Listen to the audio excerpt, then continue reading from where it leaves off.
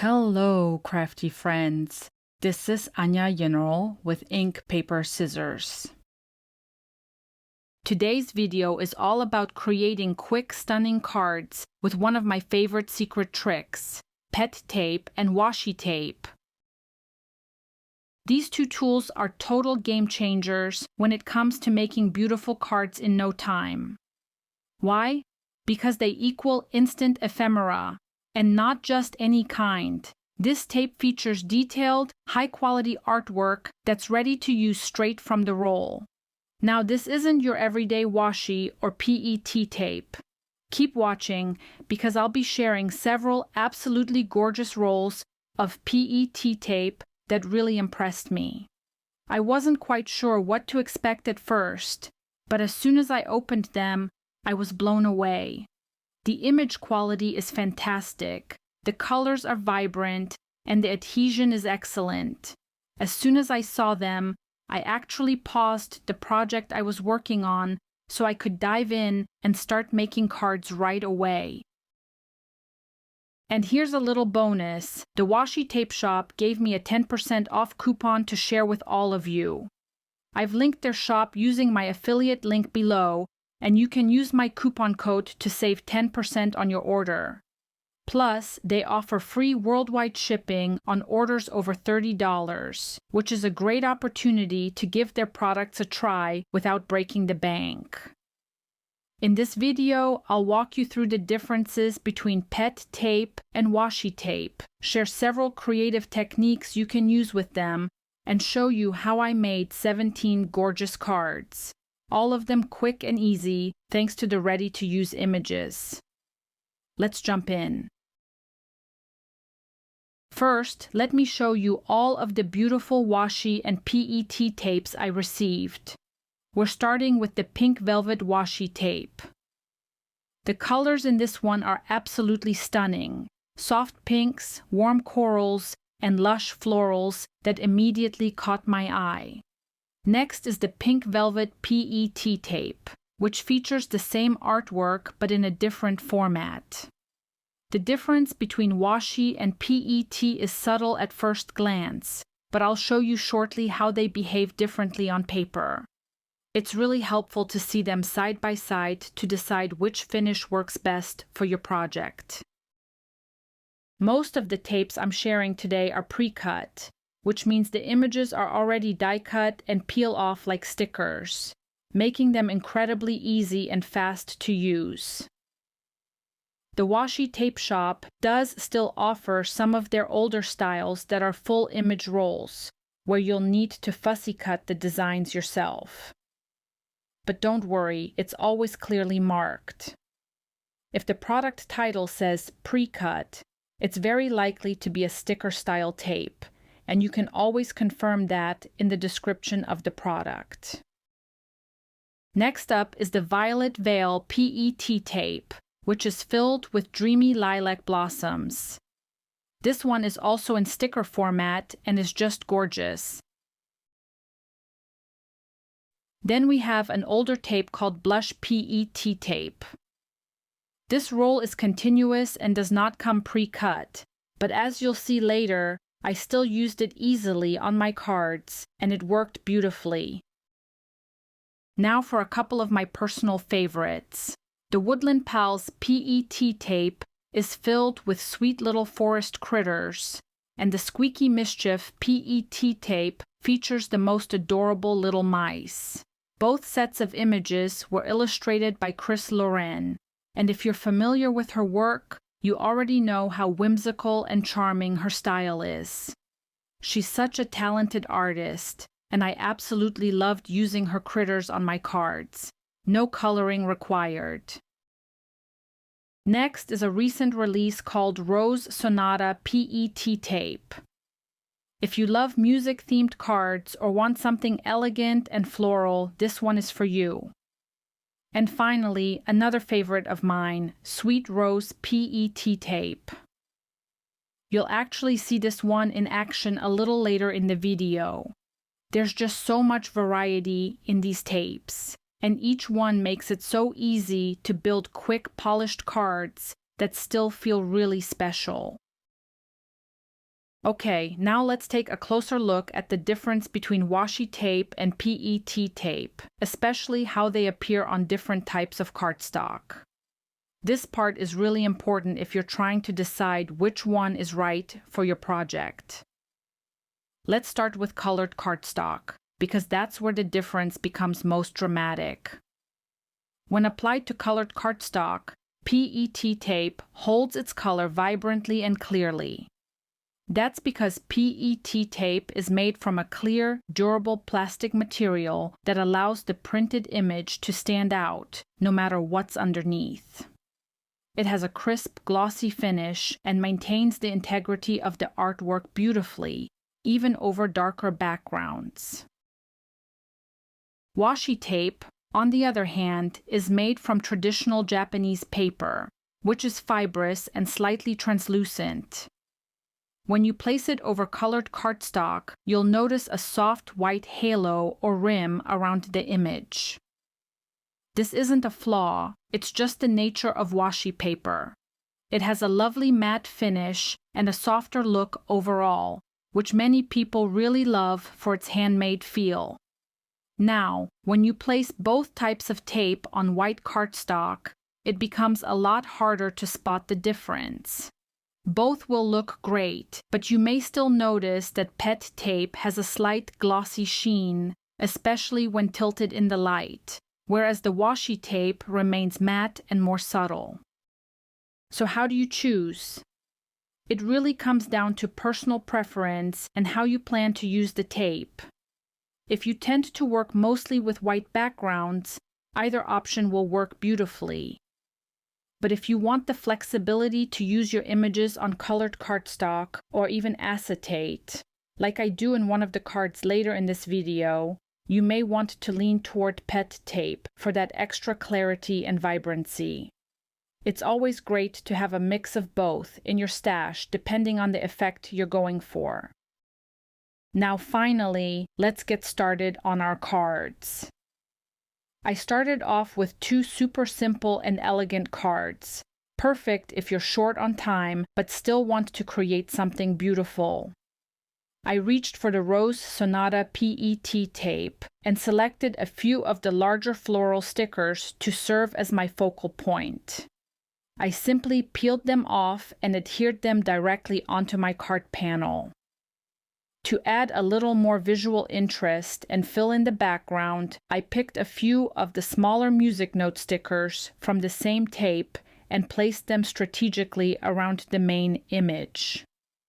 These little accents help tie the design together and give it a more finished look. Then, I grabbed a sentiment strip from my stash and popped it on using foam tape for just a little dimension. And just like that, my cards were complete. Quick, effortless, and absolutely lovely thanks to the detailed artwork in the tape. These kinds of cards are a great reminder that you don't need to overcomplicate things to make something truly special. Next, I began by selecting a few light shades of pink and blue cardstock. I trimmed each piece down to standard A2 size, 4 1/4 by 5.5 inches. Then I grabbed a handful of background stamps from my stash. Many of these are older designs that I've had in my collection for a while, so I'll link any that are still available down in the video description. But truly, any background stamp you love will work beautifully for this technique. To start stamping, I placed my A2 panel into my MISTI using my Brutus Monroe sticky mat to hold everything securely in place. I aligned the first background stamp called Intersecting Lines by Simon Says Stamp over the panel and inked it up using cummerbund ink from Catherine Pooler. Once it was fully inked, I stamped it down to create a crisp, clean pattern. Next, I used the novel Prose bold print stamp by Hero Arts with Tranquil ink, another favorite from Catherine Pooler. I followed the same process, align the stamp, ink it up, and press it down. Then I moved on to my favorite things abstract background stamp, again using Tranquil ink for a cohesive look across my panels. While I'm working on these backgrounds, I want to take a quick moment to ask for your support. If you're enjoying this video so far, please give it a thumbs up. It really helps my channel grow. And I also wanted to share a personal goal I've set for myself this year. I'm working toward reaching 10,000 subscribers here on YouTube. I needed something exciting and motivating to work toward, and that's it. If you haven't already, I would be so grateful if you hit that subscribe button and joined this crafty community. I share new videos every week, packed with tips, techniques, and creative inspiration to keep you crafting. Now, back to the backgrounds. For the next light pink panel, I used the Ocean Waves background stamp by Hero Arts, paired with Pebble ink from Catherine Pooler. A soft, warm gray that looks so elegant over pink cardstock. Then I moved on to another pink panel and used the UR background stamp from Simon Says Stamp, this time with Sweet 16 ink, which gives a lovely gentle contrast. Finally, I repeated this entire stamping process with some light blue cardstock. For these panels, I used Lisa Horton's Silver Shine ink to add a subtle shimmer and variation to the look.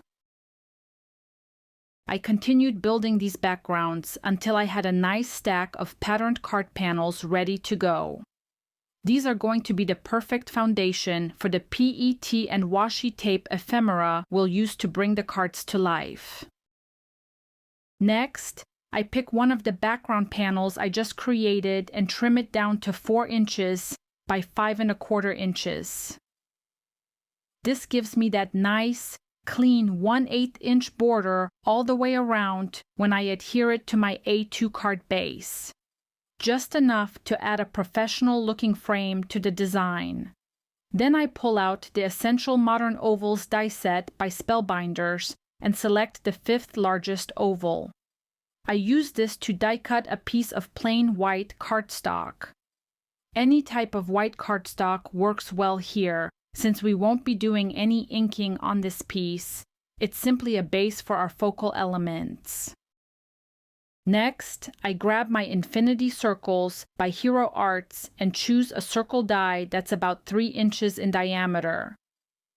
I die cut it from a white cardstock panel that already has some light splatter on it. This gives the circle a little extra texture and visual interest without adding extra steps. Now it's time to bring in the real stars of the show, my PET and washi tape images. I had a little crafting session while watching TV with my husband and cut out a bunch of these beautiful images. All of them were adhered to a page of white cardstock first, which makes them sturdy and easy to work with. If you have a scan and cut, this is a great opportunity to use it. It makes quick work of cutting out sticker images like this.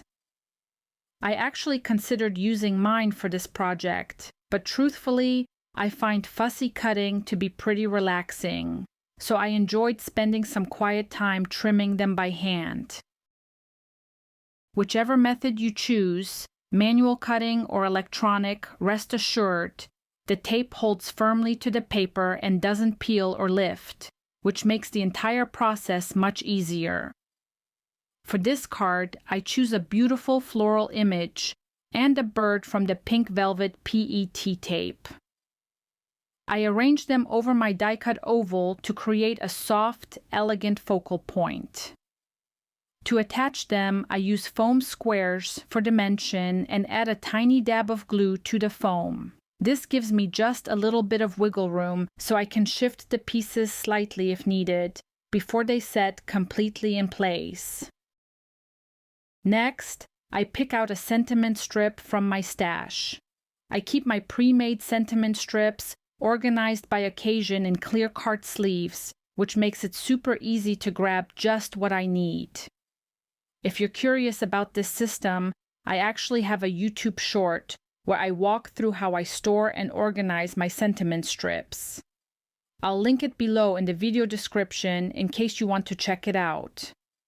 Once everything is assembled and adhered, my card is complete, and I love how elegant and cohesive it turned out. For the next card, I'm using that splattered circle I die cut earlier.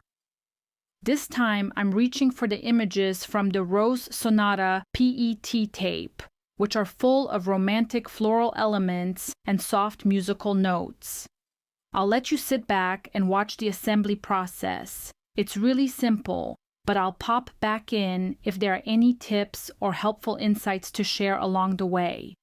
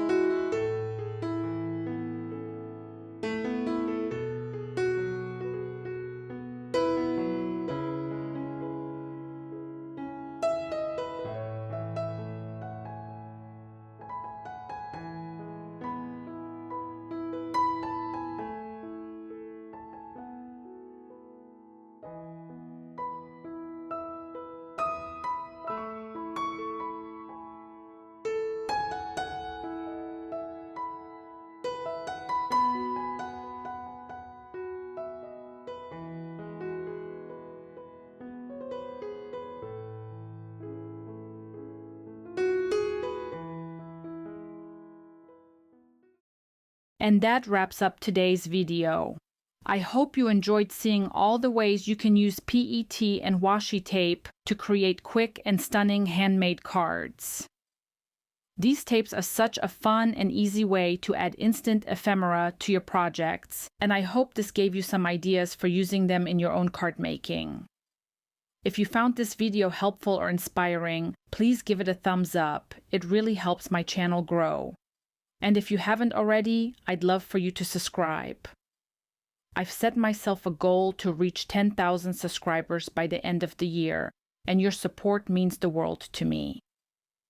When you subscribe, you're helping me get one step closer to that goal, and I'll be doing something special here on the channel to celebrate once we hit that milestone. So be sure to hit that subscribe button and turn on the notification bell so you never miss a new video. I share new card making videos every Thursday, packed with techniques, tips, and plenty of crafty inspiration. If you'd like to support my channel further, I've linked all of the products I used today in the video description below, as well as in my visual supply list and over on my blog. If you decide to pick up anything from the Washi tape shop or any of the supplies I shared, I'd be so grateful if you used my affiliate links. It doesn't cost you anything extra, but it does help support my channel and allows me to continue bringing you free creative content like this. And I love to hear from you. Have you tried PET or washi tape on your cards before? Or do you have a favorite way to use pre-made ephemera? Let me know in the comments below. I love hearing your ideas and chatting with you all. Thanks so much for spending some time with me today. I always appreciate you being here. Until next time, happy crafting.